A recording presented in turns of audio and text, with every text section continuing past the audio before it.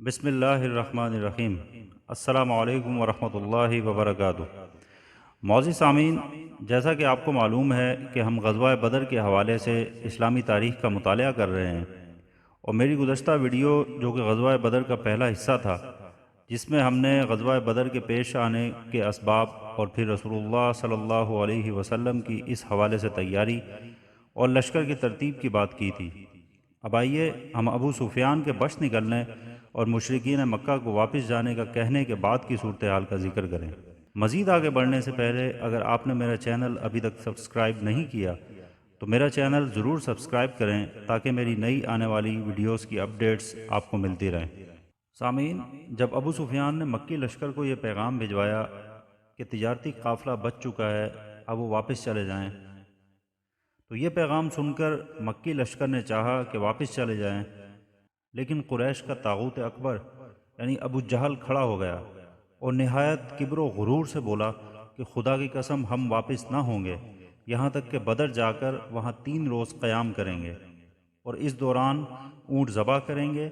لوگوں کو کھانا کھلائیں گے اور شراب پلائیں گے، لونڈیاں ہمارے لیے گانے گائیں گی، اور سارا عرب ہمارا اور ہمارے سفر و اجتماع کا حال سنے گا، اور اس طرح ہمیشہ کے لیے ان پر ہماری دھاک بیٹھ جائے گی۔ لیکن اخنس بن شریق نے ابو جہل کو مشورہ دیا کہ واپس چلے جاؤ، مگر لوگوں نے اس کی بات نہ مانی، اس لیے وہ بنو زہرہ کے لوگوں کو ساتھ لے کر واپس ہو گیا، کیونکہ وہ بنو زہرہ کا حلیف اور اس لشکر میں ان کا سردار تھا۔ بنو زہرہ کی کل تعداد کوئی 300 تھی۔ ان کا کوئی بھی آدمی جنگ بدر میں حاضر نہ ہوا۔ بعد میں بنو زہرہ اخنس بن شریق کی رائے پر حد درجہ شاداں و فرحاں تھے، اور ان کے اندر اس کی تعظیم اور اطاعت ہمیشہ برقرار رہی۔ بنو زہرہ کے علاوہ بنو ہاشم نے بھی چاہا کہ واپس چلے جائیں، لیکن ابو جہل نے بڑی سختی کی، جب تک ہم واپس نہ ہوں یہ گروہ ہم سے الگ نہ ہونے پائے۔ غرض لشکر نے اپنا سفر جاری رکھا۔ بنو زہرہ کی واپسی کے بعد اب اس کی تعداد 1000 رہ گئی، اور اس کا رخ بدر کی جانب تھا۔ بدر کے قریب پہنچ کر اس نے ایک ٹیلے کے پیچھے پڑاؤ ڈالا۔ یہ ٹیلا وادی بدر کے حدود پر جنوبی دہانے کے پاس واقع ہے۔ ادھر مدینہ کے ذرائع اطلاعات نے رسول اللہ صلی اللہ علیہ وسلم کو، جبکہ ابھی آپ صلی اللہ علیہ وسلم راستے میں ہی تھے اور وادی زعفران سے گزر رہے تھے، قافلے و لشکر دونوں کے متعلق اطلاعات فراہم کی۔ آپ صلی اللہ علیہ وسلم نے ان اطلاعات کا گہرائی سے جائزہ لینے کے بعد یقین کر لیا کہ اب ایک خون ریز ٹکراؤ کا وقت آ گیا ہے، اور ایک ایسا اقدام ناگزیر ہے جو شجاعت و بصالت و جرأت و جسارت پر مبنی ہو، کیونکہ یہ بات قطعی تھی کہ اگر مکی لشکر کو اس علاقے میں یوں ہی دندناتا ہوا پھرتا چھوڑ دیا جاتا تو اس سے قریش کی فوجی ساکھ کو بڑی قوت پہنچ جاتی اور ان کی سیاسی بالادستی کا دائرہ دور تک پھیل جاتا، مسلمانوں کی آواز دب کر کمزور ہو جاتی، اور اس کے بعد اسلامی دعوت کو ایک بے روح ڈھانچہ سمجھ کر اس علاقے کا ہر کس و ناقص جو اپنے سینے میں اسلام کے خلاف کینہ و عداوت رکھتا تھا شر پر آمادہ ہو جاتا۔ پھر ان سب باتوں کے علاوہ آخر اس کی کیا ضمانت تھی کہ مکی لشکر مدینہ کی جانب پیش قدمی نہیں کرے گا اور اس مارکے کو مدینہ کی 4 دیواری تک منتقل کر کے مسلمانوں کو ان کے گھروں میں گھس کر تباہ کرنے کی جرأت و کوشش نہیں کرے گا؟ جی ہاں، اگر مدنی لشکر کی جانب سے ذرا بھی گریز کیا جاتا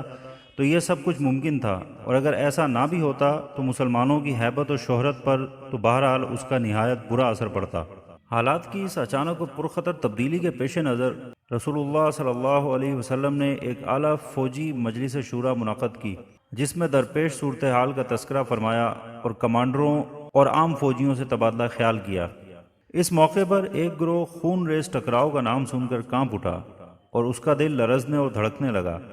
اسی گروہ کے متعلق اللہ تعالیٰ کا ارشاد ہے، کما اخرجک ربک من بیتک بالحق وان فریقا من المؤمنین لکارہون یجادلونک فی الحق بعدما تبین کانما یساقون الی الموت وهم ینظرون۔ جیسا کہ تجھے تیرے رب نے تیرے گھر سے حق کے ساتھ نکالا اور مومنین کا ایک گروہ ناگوار سمجھ رہا تھا، وہ تجھ سے حق کے بارے میں اس کے واضح ہو چکنے کے بعد جھگڑا کر رہے تھے، گویا وہ آنکھوں دیکھتے موت کی طرف ہانکے جا رہے ہیں۔ لیکن جہاں تک قائدین لشکر کا تعلق ہے، اس موقع پر حضرت ابو بکر صدیق رضی اللہ عنہ اٹھے اور ایک بہت اچھی بات کہی۔ پھر حضرت عمر ابن الخطاب رضی اللہ عنہ اٹھے اور انہوں نے بھی نہایت عمدہ بات کہی۔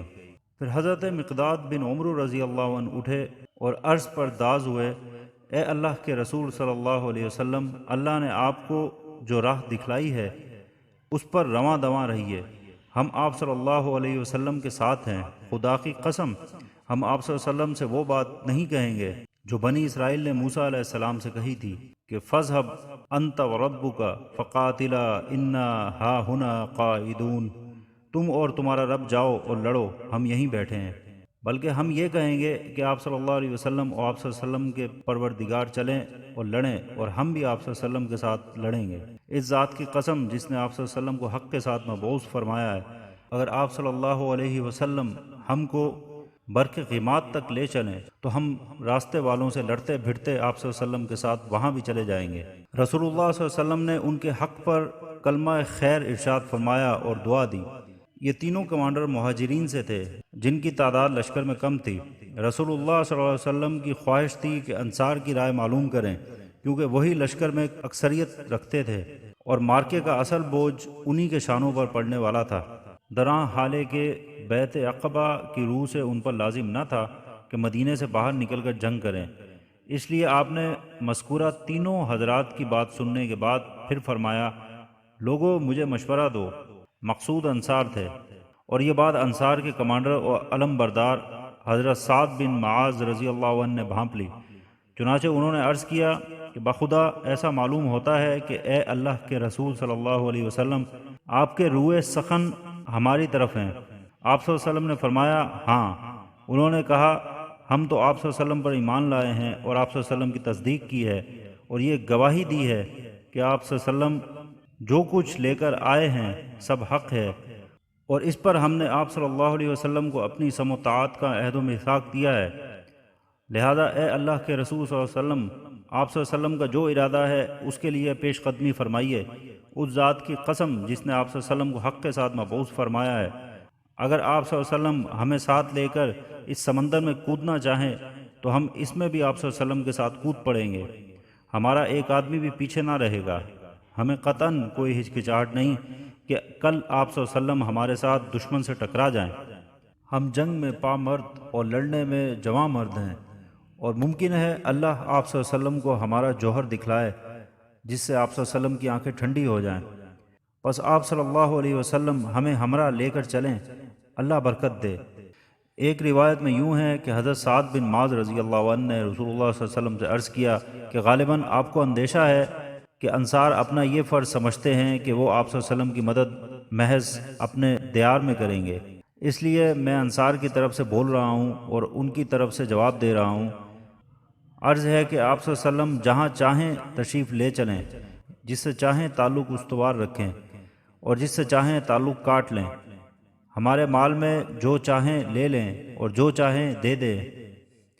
اور جو آپ صلی اللہ علیہ وسلم لے لیں گے وہ ہمارے نزدیک اس سے زیادہ پسندیدہ ہوگا جسے آپ صلی اللہ علیہ وسلم چھوڑ دیں گے، اور اس معاملے میں آپ صلی اللہ علیہ وسلم کا جو بھی فیصلہ ہوگا ہمارا فیصلہ بہرحال اس کے تابع ہوگا۔ خدا کی قسم اگر آپ صلی اللہ علیہ وسلم پیش قدمی کرتے ہوئے برق غیمات تک جائیں تو ہم بھی آپ صلی اللہ علیہ وسلم کے ساتھ ساتھ چلیں گے، اور اگر آپ صلی اللہ علیہ وسلم ہمیں لے کر اس سمندر میں کودنا چاہیں تو ہم اس پر بھی کود جائیں گے۔ حضرت سعد رضی اللہ عنہ کی یہ بات سن کر رسول اللہ صلی اللہ علیہ وسلم پر خوشی کی لہر دوڑ گئی، آپ پر نشاط طاری ہو گئی۔ آپ صلی اللہ علیہ وسلم نے فرمایا چلو اور خوشی خوشی چلو، اللہ نے مجھ سے دو گروہوں میں سے ایک کا وعدہ فرمایا ہے،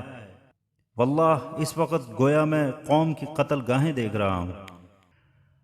اس کے بعد رسول اللہ صلی اللہ علیہ وسلم زعفران سے آگے بڑھے اور چند پہاڑی موڑ سے گزر کر جنہیں اسافر کہا جاتا ہے دیت نامی ایک آبادی میں اترے، اور حنان نامی پہاڑی تودے کو دائیں جانب چھوڑ دیا،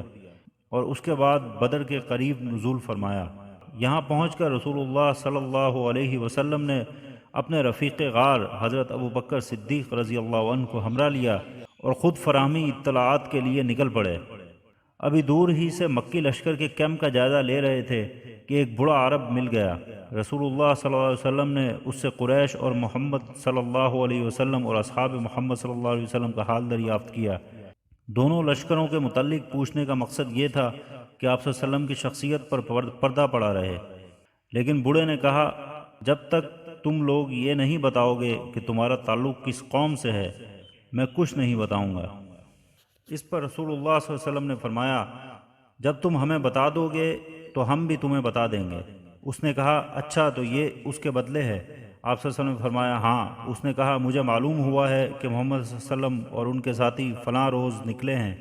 اگر مجھے بتانے والے نے صحیح بتایا ہے تو آج وہ لوگ فلاں جگہ ہوں گے، اور ٹھیک اس جگہ کی نشاندہی کی جہاں اس وقت مدینے کا لشکر تھا،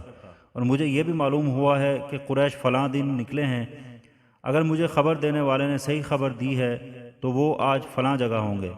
جہاں اس وقت مکے کا لشکر تھا۔ جب بوڑھا اپنی بات کہہ چکا تو بولا اچھا اب یہ بتاؤ کہ تم دونوں کس سے ہو؟ رسول اللہ صلی اللہ علیہ وسلم نے فرمایا ہم لوگ پانی سے ہیں، اور یہ کہہ کر واپس چل پڑے۔ اسی روز شام کو آپ نے دشمن کے حالات کا پتہ لگانے کے لیے نئے سرے سے ایک جاسوسی دستہ روانہ فرمایا۔ اس کارروائی کے لیے مہاجرین کے 3 قائد علی بن ابی طالب، زبیر بن عوام اور سعد بن ابی وقاص رضی اللہ عنہما صحابہ کرام کی ایک جماعت کے ہمراہ روانہ ہوئے۔ یہ لوگ سیدھے بدر کے چشمے پر پہنچے۔ وہاں 2 غلام مکی لشکر کے لیے پانی بھر رہے تھے، انہیں گرفتار کر لیا اور رسول اللہ صلی اللہ علیہ وسلم کی خدمت میں پیش کیا۔ اس وقت آپ نماز پڑھ رہے تھے۔ صحابہ نے ان دونوں سے حالات دریافت فرمائے۔ انہوں نے کہا ہم قریش کے سقے ہیں، انہوں نے ہمیں پانی بھرنے کے لیے بھیجا ہے۔ قوم کو یہ جواب پسند نہ آیا۔ انہیں توقع تھی کہ یہ دونوں ابو سفیان کے آدمی ہوں گے، کیونکہ ان کے دلوں میں اب بھی بچی کچی آرزو رہ گئی تھی کہ قافلے پر غلبہ حاصل ہو۔ چنانچہ صحابہ کرام رضوان اللہ اجمعین نے ان دونوں کو ذرا سخت پٹائی کر دی، اور انہوں نے مجبور ہو کر کہہ دیا کہ ہاں ہم ابو سفیان کے آدمی ہیں۔ سامعین، جنگ بدر کے بیان کا سلسلہ انشاءاللہ میری مزید ویڈیوز میں بھی جاری رہے گا۔ اگر آپ کو میری یہ ویڈیو پسند آئی ہے تو اسے لائک اور شیئر کریں، اور میرے یوٹیوب چینل کو ضرور سبسکرائب کریں تاکہ میری مزید نئی آنے والی ویڈیوز کے حوالے سے آپ کو اپڈیٹ ملتی رہے۔ جزاکم اللہ خیرہ، والسلام علیکم ورحمۃ اللہ وبرکاتہ۔